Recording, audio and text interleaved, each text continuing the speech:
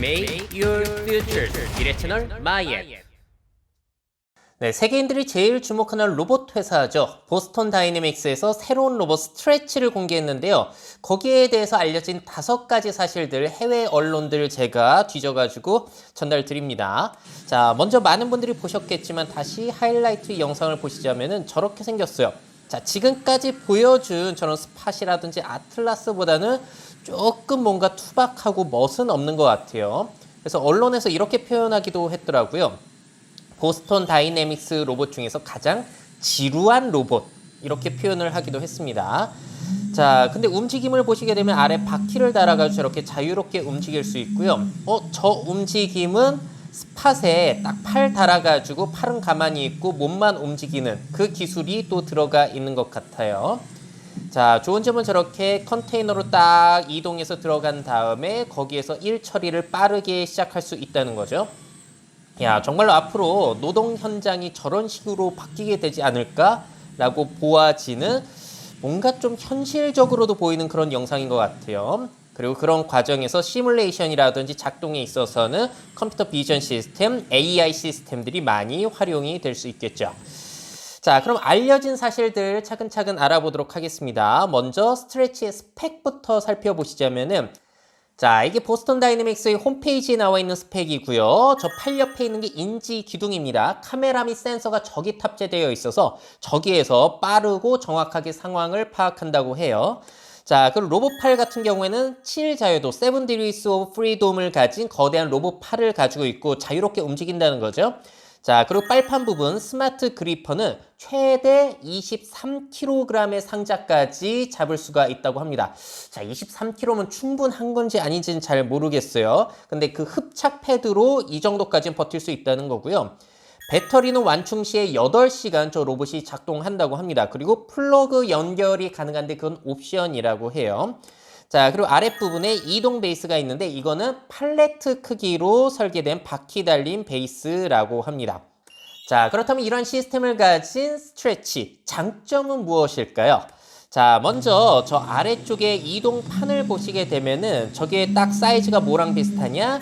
팔레트랑 비슷하다고 해요. 그래서 팔레트가 이동할 수 있는 곳은 어디든 이동 가능하다고 합니다. 컨테이너 안이라든지 공장의 환경들은 대부분 저 팔레트 이동 동선으로 되어 있잖아요. 그래서 그 사이즈라고 하고요. 자, 보스턴 다이내믹스의 비즈니스 개발 부사장 마이클 페리가 더 버즈와의 인터뷰에서 이렇게 얘기했습니다. 이 시스템은 자동화 인프라가 없는 환경에 자동화를 제공할 수 있습니다. 이 기능을 사용하면 트럭 뒤쪽이나 통로, 컨베이어 옆으로 이동할 수 있습니다. 여러분들이 오늘날 겪고 있는 문제에 맞춰서 사용될 수 있습니다. 자, 그러니까 고정형으로 이렇게 나사 조여가지고 딱 쓸 수 있는 그런 로봇이 아니라 여기저기 필요한 곳에 갖다 쓰라는 거죠. 자, 현재 전 세계 창고의 80%는 자동화가 되어 있지 않다고 해요. 그 설비를 다 바꾸는 대신에 이 로봇을 사라는 겁니다. 자, 이게 더 현실적인 선택인지는 앞으로 지켜봐야 될 것 같고요. 또 보시면은 저렇게 상자를 빠르게 이동시키고 있는 모습을 볼 수가 있는데, 자, 시간당 최대 800개의 상자 옮기기가 가능하다라고 보스턴 다이내믹스가 이야기를 하고 있습니다. 자, 그리고 저 로봇들 단 몇 시간의 교육만으로도 누구나 작동시킬 수가 있다고 하는데, 뭐 지금까지 뭐 스팟이 보여준 것들을 살펴보시게 되면은 그렇게 로봇의 제어가 예전보다는 어렵지 않다라는 것을 확인할 수가 있었죠. 자, 그런데 이 스트레치 왜 개발을 했냐? 그 주 목적에 대한 인터뷰 내용이 있습니다. 자, 로버트 플레이어, 이 보스턴 다이내믹스의 CEO가 이렇게 얘기해요. 세계가 정시 배송에 더 많이 의존하면서 빠르게 늘어나는 수요를 충족시키기 위해 창고들이 고전하고 있다. 그러니까 배송 창고들이 고전하고 있다는 거예요. 모바일 로봇은 물품의 유연한 이동을 가능하게 하고 직원들의 근무 환경을 개선한다. 그러니까 목표가 지금 배송 때문에 창고에서 그 물품 정리하는 게 일이라는 거잖아요. 그 수요를 맞추기 위해서 이거를 만들었다는 거예요. 자, 그리고 또 이런 얘기도 합니다. 모든 경쟁사들은 아마존의 거대한 로봇 군대와 경쟁할 수 있는 기술을 찾고 있다. 자, 아마존의 이 키바 로봇이라든지 그런 것들 아시잖아요. 이런 로봇보다 더 뛰어난 로봇을 찾고 있는데 우리가 솔루션이 될 수도 있다는 거예요. 자, 보스턴 다이내믹스는 원래부터 이 물류 로봇 쪽에 관심이 많아가지고요. 2019년에는 창고 로봇용 머신 비전 소프트웨어 업체 키네마 시스템즈를 인수하기도 했습니다. 자, 그리고 2019년에 영상을 보시게 되면은 저 핸들이라는 로봇이 약 45kg의 상자를 들고 이동시킬 수 있다라는 것을 공개하기도 했어요. 저기에는 바퀴가 2개 달려 있는 모습인데 뭔가 저 로봇이 더 신기하게 보이긴 하죠. 지금 공개된 스트레치보다.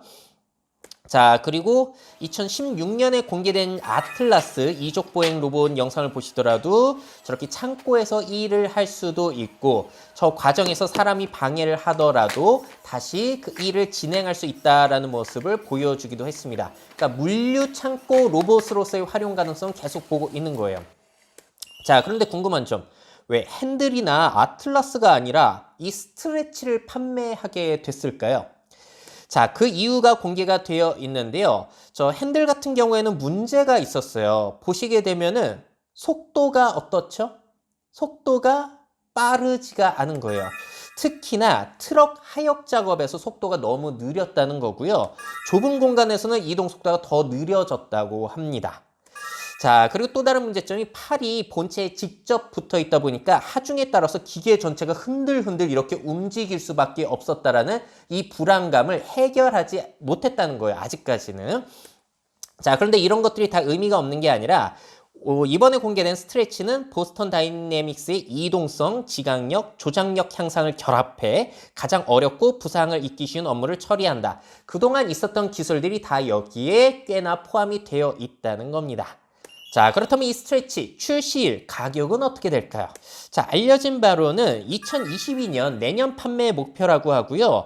지금 구체적인 게 없어요. 테스트할 고객을 찾고 있다고 합니다. 연락 달라는 거예요. 관심 있으면은. 가격은 안타깝게도 미정이라고 하네요.